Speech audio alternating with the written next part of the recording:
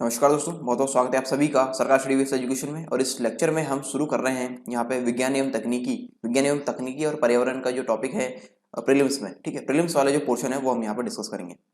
MPPSC 2020 के पाठ्यक्रम के अनुसार इकाई 7 में जो टॉपिक्स यहाँ पे है मैं आपको डिस्कस करा देता हूँ। विज्ञान के मौलिक सिद्धांत, भारत के प्रमुख वैज्ञानिक संस्थान एवं उनकी उपलब्धियां, उपग्रह एवं अंतरिक्ष प्रौद्योगिकी। यहाँ पे देखिए जो पहला वाला टॉपिक है विज्ञान के प्रमुख सिद्धांत। विज्ञान यानी यहाँ पे तीनों चीज यहाँ पे इंक्लूड होगी। भौतिक विज्ञान, ठीक है, भौतिकी, रसायन और यहाँ पे इंक्लूड होगा जीव विज्ञान।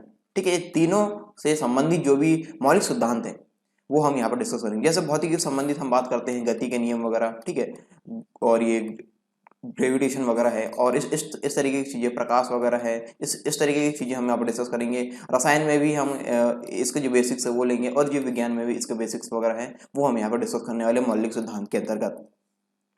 और जो प्रमुख वैज्ञानिक संस्थान है, ठीक है, वो यहाँ पे हम उनको डिस्कस करेंगे जो कि मेंस में हमारे दिए गए। मेंस में जो भी यहाँ पे दिए गए मैं आपको बता देता हूँ, एक मिनट।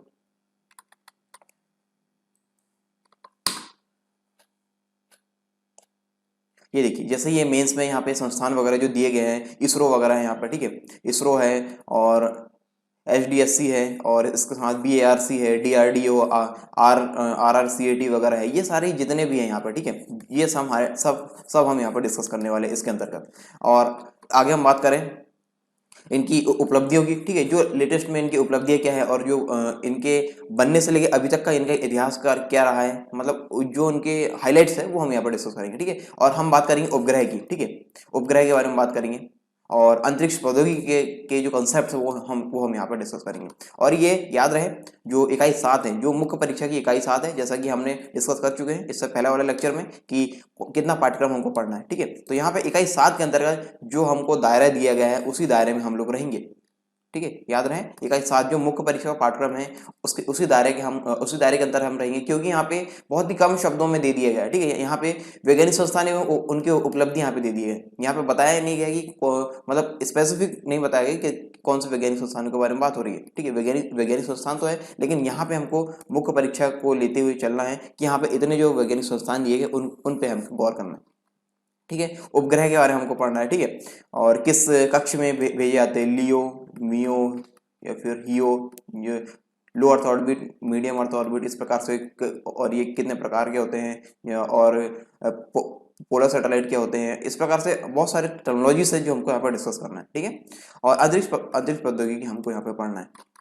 तो आगे समझ में कि जो इकाई 7 वगैरह है, इकाई 7 का जो पोर्शन यहाँ पे दिया गया है उसके अंतर्गत हमें इसको सीमित रखना है। ठीक है, आगे हम बात करते हैं पर्यावरण एवं जैव विविधता और पारिस्थितिकी तंत्र। ठीक है, ये पर्यावरण वाला टॉपिक है।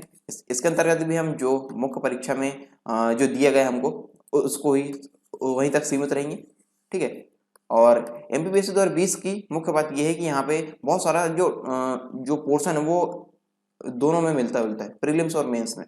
ठीक है, यदि आप प्रीलिम्स की तैयारी करेंगे तो आपकी मेंस की तैयारी इसमें होती जाएगी। मैं साइंस के पॉइंट ऑफ व्यू से बात कर रहा हूँ। ठीक है, और मेंस की तैयारी करेंगे तो आपको जो प्रीलिम्स की तैयारी होती रहेगी। ठीक है, तो दोनों में जो पोर्शन है वो काफी मिलता जुलता है। ठीक है, तो यहाँ पे भी हम इसी दायरे को सीमित रखेंगे। यहाँ पे पर्यावरण की परिभाषा एवं क्षेत्र, आयाम, भौतिक भौतिक आर्थिक, सांस्कृतिक, शैक्षिक, मनोविज्ञान आदि, इस प्रकार से ये जो चीजें दी गई हम यहाँ पे सीमित रहेंगे। ठीक है, और आप ऐसा ना सोचिए कि जब मेंस का पोर्शन आएगा तो वहाँ पे इसको अलग से नहीं पढ़ाएगा। अब आप जब मेंस में पढ़ेंगे तो मेरा काम तो पढ़ाना, मैं आपको पढ़ाऊंगा मेंस में भी ये सारे टॉपिक्स, लेकिन आपके लिए फायदा हो जाएगा कि आपने यदि इसको तैयार कर लिया है तो आप वहाँ पे उन लेक्चर्स को स्किप कर सकते हैं। ठीक है, और पोषण आहार एवं पोषक तत्व वगैरह ये हम पढ़ेंगे। यहाँ पे हम जो भी पोषक तत्व है, पोषण जो जिस तरीके से हमारे शरीर को पोषण चाहिए रहता है, किस तरीके आहार हमको लेना है, और यहाँ पे हम टच करेंगे उपापचयिक पदार्थों को। ठीक है, उपापचयिक प्रक्रियाओं को और सारी चीजें हम यहाँ पर डिस्कस करने वाले। मानव शरीर संरचना के बारे में हम देखेंगे। यहाँ पे मानव शरीर संरचना में जो हमारे शरीर की जो भी संरचना है, जो भी अंग है, ठीक है, अंग है, अंग तंत्र है, ठीक है, अंग तंत्र वगैरह है, और ये सारी जो पूरा सिस्टम है वो हमको यहाँ पे पढ़ना है। यहाँ पे बहुत कम शब्दों में मानव शरीर संरचना दे दी गई है, लेकिन हमको फॉलो क्या करना है, फॉलो हमको करना है जो मुख्य परीक्षा में दिया गया है उसको। ठीक है, मतलब दायरा हमको वहां पर उतना रखना है। ये है जो जीव विज्ञान के संबंधी पोर्शन है वो यहाँ पे दिए गए। ठीक है, हम इससे बाहर नहीं जाएंगे। कृषि उत्पाद तकनीक वगैरह हमको देखना है यहाँ पे, ठीक है। फूड प्रोसेसिंग टेक्नोलॉजीज अभी जो लेटेस्ट में क्या चल रही है, और खाद्य प्रसंस्करण वगैरह है, ये सारी चीज़ें हम यहाँ पे देखने वाले, ठीक है। स्वास्थ्य नीति वगैरह हम यहाँ पे देखेंगे किस प्रकार से NNM वगैरह है, ठीक है। और भी बहुत सारी नीतियाँ चल रही है, स्वास्थ्य कार्यक्रम चल रहे हैं यहाँ पे, ये सारी चीज़ हम यहाँ पर डिस्कस करेंगे, ठीक है। तो नेशनल न्यूट्रिशन मिशन वगैरह, ये जो भी प्रोग्राम यहाँ पे चलाए जा रहे हैं, और स्वास्थ्य कार्यक्रम है, जो सारे स्वास्थ्य कार्यक्रम हैं, जैसे और भी है आयुष्मान भारत वगैरह की जो सीरीज चल रही है, मतलब जो प्रोग्राम चलाया जा रहा है भारत सरकार के द्वारा, काफ़ी सारी चीज़ें हम पे डिस्कस करना है, ठीक है। आगे प्रदूषण, प्राकृतिक आपदा एवं प्रबंधन, ठीक है, ये वाला पोर्शन भी हमको डिस्कस करना है। प्रदूषण के बारे में मैं आपको बता दूं कि कितने प्रकार के प्रदूषक होते हैं, ठीक है। एक होता है प्राइमरी, दूसरा होता है सेकेंडरी, या द्वितीयक इसको बोल सकते हैं, ठीक है।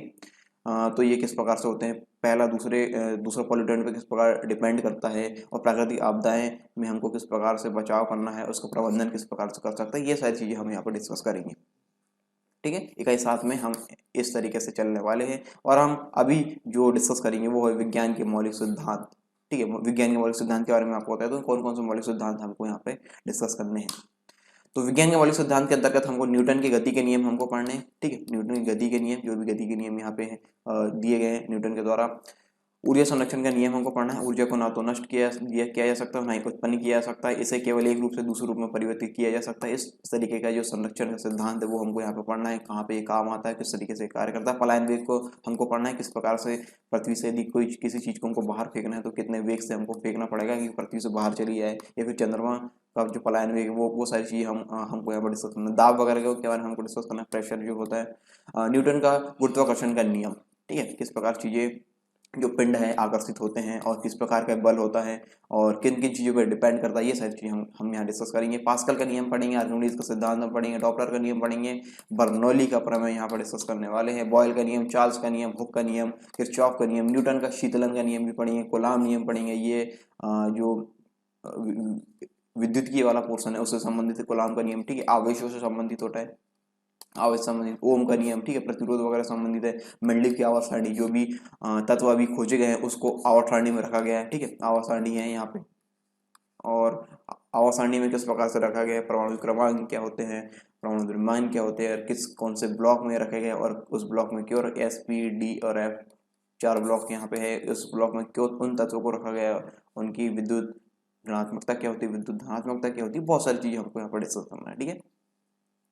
और यहाँ पे ये सिर्फ हम मोटे मोटे तौर पर डिस्कस करेंगे प्रीलिम्स के लिए, ठीक है। और जब हम मेंडलीव की आवर्त सारणी हम मेंस के लिए पढ़ेंगे तो वहाँ पे ये सारी चीज़ें हमको व्यापक तरीके से पढ़ना पड़ेगा कि S ब्लॉक क्यों है, P ब्लॉक क्यों है, D ब्लॉक क्यों है, F ब्लॉक क्यों है, ये सारी चीज़ें हमको गहराई से जानना होगा वहाँ पे।